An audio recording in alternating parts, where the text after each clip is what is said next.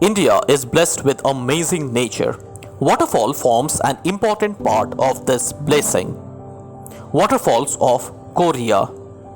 The 80 to 90 feet high and 10 to 15 feet wide Amritadhara waterfall created by Hasdeo River is situated in the close proximity of Nagpur on Mahendragarh Bakuntapur Road. The Shiva temple here is a site of a colorful celebration on the eve of Mahashivaratri. Dropping from a sensational height of 60 feet, the Kendall waterfall merges with swiftly churning waters of Hasdeo River that powers the mighty Hasdeo Bango Dam. An offshoot of Banas River, the 100 to 120 feet high and 20 to 25 feet wide Ramdaha waterfall lies close to Barahko village, about 160 kilometers from Baikuntpur.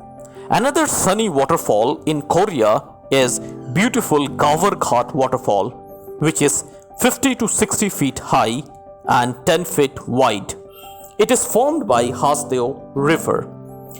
Just 65 kilometers from Baikuntpur, close to Bansipur village, Akura Nala waterfall is also quite popular.